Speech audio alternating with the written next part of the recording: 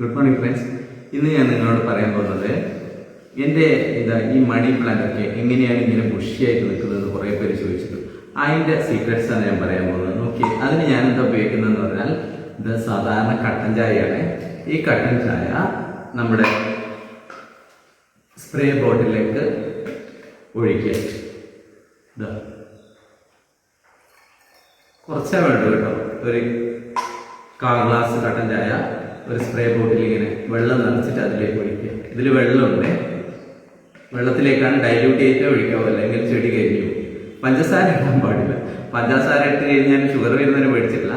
നിങ്ങളെ ഇൻഡോറിൽ മൊത്തം, ഇതൊക്കെ ഇൻഡോർ പ്ലാന്റ് ആണ്. അപ്പോൾ ഇൻഡോറിൽ മൊത്തം ഉറുമ്പ് വരും. അതുകൊണ്ട് പഞ്ചസാരയൊന്നും ഇടണ്ട. കട്ടൻ ചായ പഞ്ചസാര ഇടാം. എനിക്കും കട്ടൻ ചായ പഞ്ചസാര ഇല്ലാത്തതാണ് ഇഷ്ടം. അപ്പോൾ ഇതിങ്ങനെ ബുഷിയായിട്ട് നിൽക്കാൻ ഇതിലിങ്ങനെ സ്പ്രേ ചെയ്ത് കൊടുക്കുക. വേറെ ഒന്നും വേണ്ട. മണി പ്ലാന്റിന് ഇതൊക്കെ അഗ്ലോണിമയുടെ ഡിഫറെൻറ്റ് വെറൈറ്റിയാണ്. ഇതിനൊക്കെ നമ്മൾ എന്ത് ചെയ്താൽ മതി, ഈ ഒറ്റൊരു കാര്യം ചെയ്താൽ മതി. നിങ്ങളുടെ എല്ലാ ചെടികളും, ഇൻഡോർ ചെടികളൊക്കെ ബുഷിയായിട്ട് വരും. ഇത് നോക്കി എന്ത് ഭംഗിയത് കാണാൻ. ഇത് അഗ്ലോണിമയുടെ നാടൻ വെറൈറ്റിയാണ്. ഇത് ഞാനൊന്നും ചെയ്യാറില്ല. ഇത് ഒക്കെ പക്ഷേ ഷെയ്ഡ് ഇഷ്ടപ്പെടുന്ന ചെടികളാണ്. ഇതല്ലാതെ വേറൊന്നും ഞാൻ ചെയ്യാറില്ല. ഷെയ്ഡ് ഇത് ഭയങ്കരമായിട്ട് ഇഷ്ടപ്പെടും. പിന്നെ വല്ലപ്പോഴും ഒന്ന് വെയിൽ കാണിക്കണം. അത് നല്ല ഷെയ്ഡുള്ള വെയിൽ മാത്രമേ പാടുള്ളൂ. നല്ല ഉച്ച വെയിലൊന്നും കൊണ്ട് ഇതിൻ്റെ ഇലകളൊക്കെ കരിഞ്ഞു പോകും.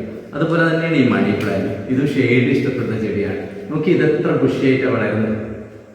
ഓക്കെ, എന്ത് ഭംഗിയുണ്ട് ഇത്.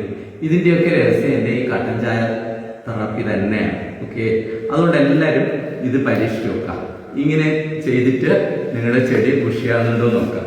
ഇതൊക്കെ നോക്കി, ഇത് മണി പ്ലാന്റിൻ്റെ ഒരു വെറൈറ്റി തന്നെയാണ്. ഇത് ഞാൻ വെള്ളത്തിലിട്ട് വെച്ച വേരൊക്കെ നന്നായി വന്നു.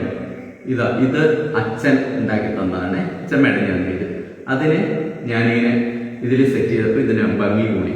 അപ്പോൾ ഇതിന് ഞാൻ കൊടുക്കുന്നത്, സ്പ്രേ ചെയ്യുന്നത് ഇത് തന്നെയാണ്. അപ്പോൾ നല്ല ഭംഗിയായിട്ട് നിന്നോളൂ. കണ്ടോ, ഇതൊക്കെ സെറ്റ് ചെയ്ത് കഴിഞ്ഞാൽ നല്ല ഭംഗിയില്ലേ, നല്ല ബ്യൂട്ടിഫുൾ അല്ല. അപ്പം ഇതുപോലെ ഇതൊക്കെ ഓരോ വെറൈറ്റിയാണ്. മണി പ്ലാന്റിൻ്റെ ഡിഫറെൻറ്റ് വെറൈറ്റിയാണ്. ഇതിനൊക്കെ ഞാൻ സ്പ്രേ ചെയ്ത് കൊടുക്കുന്നത് ഇത് തന്നെയാണ്. ഇതൊന്നും കൊടുക്കാം. അപ്പം ഇത് നല്ല ബുഷിയായിട്ട് നിൽക്കും. നല്ല കാണാൻ അതിമനോഹരമായിരിക്കും. ഓക്കെ, ഇത് ഭംഗിയുണ്ട്. ഓക്കെ, ഇതൊക്കെ സെറ്റ് ചെയ്യുന്നത് ഞാനിങ്ങനെ തന്നെയാണ്. വേറെ ഒന്നും ഇതിനൊന്നും കൊടുക്കാറില്ല. അപ്പോൾ നിങ്ങളും ഇനി മുതലേ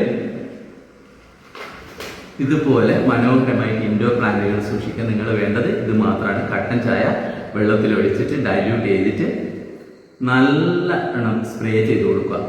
ദിവസം 2 നേരം സ്പ്രേ ചെയ്ത് കൊടുക്കുക. കൂടിപ്പോകാൻ പാടില്ല. ഇൻഡോർ പ്ലാന്റിന് വെള്ളം കൂടിപ്പോയി കഴിഞ്ഞാൽ അതൊക്കെ കേടുവന്ന് നശിച്ചു. അതുപോലെ കരിയിലകളൊക്കെ നീക്കി കൊടുക്കണം. ഓക്കെ, എന്നാലേ അതിന് ഭംഗി ഉണ്ടാവും. അപ്പോൾ എല്ലാവരും റെഡിയാണല്ലോ. അപ്പോൾ ഇനി മുതൽ നല്ലൊരു ഇൻഡോർ പ്ലാന്റ് എങ്ങനെ സെറ്റ് ചെയ്യാമെന്ന് എല്ലാവർക്കും മനസ്സിലായല്ലോ. അപ്പോൾ എൻ്റെ ഈ പ്ലാന്റിൻ്റെ ഒക്കെ രഹസ്യം ഞാൻ നിങ്ങൾക്ക് പറഞ്ഞു. ഓക്കെ.